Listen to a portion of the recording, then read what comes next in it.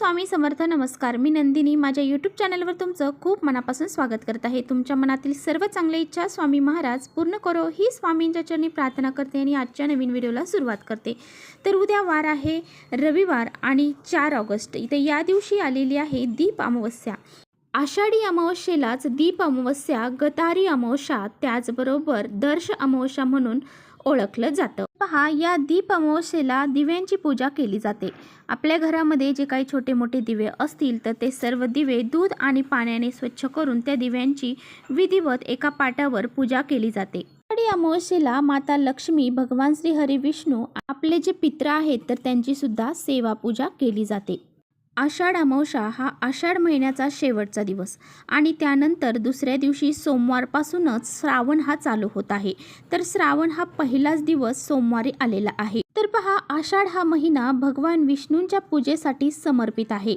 हा महिना अतिशय महत्त्वाचा मानला जातो. त्याचबरोबर या महिन्यामध्ये भगवान विष्णूंची विधिवत पूजा केली तर आपल्याला सुख, शांती, समृद्धी, ऐश्वर हे प्राप्त होते आणि त्याचबरोबर आपल्या पित्रांची देखील आपल्याला ह्या महिन्यामध्ये पूजा करायची असते. आणि पहा, अमावस्या तिथी जी आहे तर ती पित्रांना देखील समर्पित आहे. त्यामुळे पहा, आपल्याला जे काही आपण कळत नकळत पापे करतो त्याचे दोष जे आहेत तर ते आपल्याला लागलेले असतात. आणि म्हणूनच या दिवशी वास्तुशास्त्रानुसार सांगितलेले काही प्रभावी उपाय हे केले जातात. त्यामुळेच आजच्या व्हिडिओमध्ये मी तुम्हाला अतिशय प्रभावशाली असा उपाय सांगणार आहे. तर ही आषाढ अमावस्या जी आहे तर याला आपल्याला पवित्र गंगेमध्ये जाऊन स्नान करावे लागते. आणि पवित्र गंगेमध्ये जर तुम्हाला जाऊन स्नान करणं शक्य नाही तर आपल्याला अंघोळीच्या पाण्यामध्ये अशी ही एक वस्तू टाकून अंघोळ करायची आहे. ही वस्तू टाकून जर आपण अंघोळ केली तर घरातील नकारात्मक शक्ती, पितृदोष, कर्णीबाधा, शत्रुपीडा यासारखे दोष जर तुम्हाला लागलेले असतील तर ते सर्व दोष दूर होऊन जातात आणि 7 पिढ्यांचं दारिद्र्य नष्ट होते. त्याचबरोबर तुमच्या ज्या बी कठीणातील कठीण इच्छा आहेत तर त्या देखील पूर्ण होतात. असा हा अत्यंत प्रभावशाली उपाय कसा करायचा आहे याबद्दलच आजच्या व्हिडिओमध्ये आपण जाणून घेणार आहोत. त्यामुळे तुम्ही कुठेही व्हिडिओ स्किप न करता शेवटपर्यंत नक्की बघा. चॅनेलवर नवीन असाल तर चॅनेलला सबस्क्राईब करा आणि असेच नवनवीन व्हिडिओ पाहण्यासाठी बेल आयकॉनलाही प्रेस करा. म्हणजे मी जेव्हा नवीन व्हिडिओ अपलोड करेन त्याचं नोटिफिकेशन सर्वात अगोदर तुम्हाला भेटेल आणि तुम्ही एकही व्हिडिओ मिस करणार नाही. त्याचबरोबर कमेंट्समध्ये ओम नमो भगवते वासुदेवाय नमः हे लिहायला देखील विसरू नका.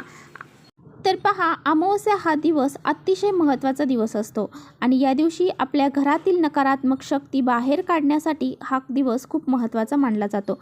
अमावस्येच्या दिवशी पवित्र गंगेमध्ये स्नान करण्याला, दान करण्याला विशेष महत्त्व दिलं जातं. त्यामुळे या दिवशी जर तुम्हाला शक्य झाले तर तुम्ही आवर्जून पवित्र गंगेमध्ये जाऊन स्नान करावे. पवित्र गंगेमध्ये जाऊन स्नान केल्याने आपले जे पितृदेव आहेत तर ते आपल्यावरती प्रसन्न होतात. त्याचबरोबर या दिवशी आपण जर पवित्र गंगेमध्ये स्नान केलं तर वाईट कर्म आणि पाप यांचा देखील नाश होतो. तर पहा, जर काही आपल्याला दोष लागलेले असतील, कुणी काही आपल्यावरती करणी बाधा केली असेल, काही इडापिडा आपल्याला लागलेली असेल, पितृदोष असेल, शत्रू पीडा जर आपल्याला लागलेली असेल, त्याचबरोबर दारिद्र्य आणि गरिबी ही आपल्या घरातून निघून जात नसेल, आपली पाठ ही सोडत नसेल तर तुम्ही नक्कीच या आषाढी अमावस्येच्या दिवशी पवित्र गंगेमध्ये जाऊन स्नान करा. आता पहा, प्रत्येकालाच पवित्र गंगेमध्ये जाऊन स्नान करणं शक्य होत नाही. त्यामुळेच आपल्याला अंघोळीच्या पाण्यामध्ये काही वस्तू टाकून अंघोळ करायची आहे आणि ह्या वस्तू टाकून जर आपण अंघोळ केली तर पवित्र गंगेमध्ये स्नान केल्या इतकंच पुण्य प्राप्त होते. तर पहा, बऱ्याच वेळा असं होतं की आपले खूप चांगले दिवस चाललेले असतात आणि अचानकच आपल्या मागे काही ना काही पीडा ह्या लागल्या जातात. म्हणजे अचानकच आपल्या मागे दारिद्र्य, गरिबी लागली जाते. आपल्या घराला नजर दोष लागला जातो. त्याचबरोबर आपल्या घरामध्ये पैसा टिकत नाही. घरामध्ये पैसा आला तर तो कोणत्या ना कोणत्या मार्गातून घरातून बाहेर निघून जातो. घरामध्ये लक्ष्मी स्थिर राहत नाही. बरोबर, आपल्या आयुष्यामध्ये असे काही लोक असतात ज्यांना आपलं चांगलं झालेलं देखवत नाही. मग ते आपले खूप सारे शत्रू असतात आणि हे शत्रू आपलं वाईट होण्यासाठी खूप सारे प्रयत्न देखील करत असतात. आणि अशा लोकांमुळे सुद्धा आपल्या जीवनामध्ये अडचणी ह्या यायला सुरुवात होते. आपलं कुठलंही महत्त्वाचं काम हे पूर्ण होत नाही. त्याचबरोबर आपल्या मनामध्ये भरपूर दिवसापासून एखादी इच्छा आहे आणि ती इच्छा पूर्ण करण्यासाठी तुम्ही खूप सारे प्रयत्न करत आहात. म्हणजे तुम्ही खूप कष्ट, मेहनत करत आहात, परंतु तुमच्या त्या कष्टाला, मेहनतीला नशिबाची साथ मिळत नाही. आता ही नशिबाची साथ मिळण्यासाठीच आपल्याला असे काही उपाय जे आहेत ना तर ते अशा काही तिथी असतात तर त्या तिथींना करायचे असतात. तर पहा आपल्याला काय करायचं आहे, तर आपल्याला उद्या सकाळी लवकरच उठायचं आहे. अगदी ब्रह्ममुहूर्तावर उठले तरीसुद्धा चालेल, नाही जमलं तर काही हरकत नाही. आता उठल्यानंतर तुम्हाला सर्वप्रथम अंघोळीचं पाणी काढायचं आहे.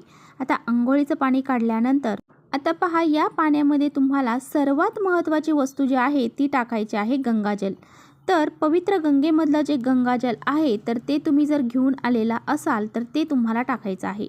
नसेल तुमच्याकडे तर तुमच्या आसपास एखादं पूजेचं साहित्य मिळतं, ते दुकान जर असेल तर त्या शॉपमध्ये तुम्हाला ही बॉटल 20 ते 30 रुपयाला मिळून जाईल. तर आपल्याला 1 चम्मचभर गंगाजल जे आहे तर ते अंघोळीच्या पाण्यामध्ये टाकायचं आहे. जल आपण पवित्र गंगेमधलं असतं तर ते जर आपण अंघोळीच्या पाण्यामध्ये टाकलं तर आपल्याला पवित्र गंगेमध्ये स्नान केल्या इतकं पुण्य प्राप्त होतं आणि यामुळेच आपले पितृ जे आहेत तर ते आपल्यावरती प्रसन्न होतात आणि ते आपल्याला आशीर्वाद देतात आणि यामुळे आपले जे काही मार्ग आहेत प्रगतीचे मार्ग तर ते मोकळे होतात. आता यानंतरची पुढची वस्तू आपल्याला पाण्यामध्ये टाकायची आहे ती म्हणजे खडे मीठ. आता खडे मीठ जर तुमच्याकडे नसेल तर बारीक मीठ टाकलं तरी चालेल. खडे मीठ जर आपण अंघोळीच्या पाण्यामध्ये टाकले तर नकारात्मकता, वाईट शक्ती, त्याचबरोबर काही शत्रुबाधा आपल्याला कोणी लावलेली असेल, काही करणी बाधा आपल्याला कोणी केलेली असेल तर ती नष्ट होऊन जाते आणि यामुळेच आपल्याला थोडेसे खडे मीठ जे आहे तर ते अंघोळीच्या पाण्यामध्ये टाकायचं आहे. त्याचबरोबर प्रखर पितृदोष हा दूर होण्यासाठी, पितृंचा त्रास आपल्याला होऊ नये यासाठी आपल्याला अंघोळीच्या पाण्यामध्ये काही काळे तीळ टाकायचे आहे. पहा या अमावस्येच्या दिवशी बरेच जण अंघोळ करण्यासाठी पवित्र गंगेमध्ये जातात आणि अंघोळ झाल्यानंतर हे काळे तीळ तिथे दान करतात. तर असं केल्याने आपले पितृ आपल्यावरती प्रसन्न होतात आणि आपला पितृदोष हा दूर होऊन जातो. तर पहा आपल्याला थोडेसे काळे तीळ अंघोळीच्या पाण्यामध्ये टाकायचं आहे. या दिवशी काळे तीळ अंघोळीच्या पाण्यामध्ये टाकण्याला विशेष महत्त्व दिलं जातं. आता पहा आपली जी दारिद्र्य आहे, गरिबी आहे, आर्थिक समस्या आहेत तर त्या दूर करण्यासाठी तर आपल्याला एक तुळशीचं पान जे आहे तर ते सुद्धा अंघोळीच्या पाण्यामध्ये टाकायचं आहे. असं म्हटलं जातं अमावस्या, पौर्णिमा, एकादशी या तिथींना जर आपण अंघोळीच्या पाण्यामध्ये तुळशीपत्र टाकलं तर माता लक्ष्मी आपल्यावरती प्रसन्न होते. यामुळे आपली सारे दारिद्र्य, गरिबी आणि आर्थिक समस्या ह्या दूर होतात आणि पैसे येण्याचे मार्ग मोकळे होतात. तर ह्या सर्व वस्तू आपल्याला अंघोळीच्या पाण्यामध्ये टाकून स्नान हे करायचं आहे. आता बघा यापैकी तुमच्याकडे जर एखादी वस्तू नसेल तर काही हरकत नाही, जेवढ्या आहेत तेवढ्या टाकून तुम्ही स्नान हे करू शकता.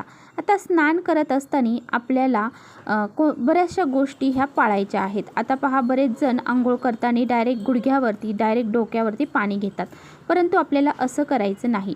आपल्याला पहिला मग भरून घ्यायचा आहे तो उजव्या खांद्यावरती टाकायचा आहे, दुसरा मग भरून घ्यायचा आहे तो डाव्या खांद्यावरती टाकायचा आहे आणि अशाच पद्धतीने स्नान हे आपल्याला करायचं आहे. तर अशा पद्धतीने जर तुम्ही स्नान केलं तर आपली सर्व नकारात्मकता, सर्व शत्रुपीडा, करणी-बाधा, त्याचबरोबर काही आपल्याला दोष लागलेले असतील तर ते सर्व दूर होऊन जातात. चला इथेच थांबवते माझा व्हिडिओ. व्हिडिओ आवडला असेल तर नक्की लाईक करा. चॅनलवर नवीन असाल तर चॅनलला सबस्क्राईब करा. परत भेटूया अशाच छानशा व्हिडिओसोबत. तोपर्यंत श्री स्वामी समर्थ.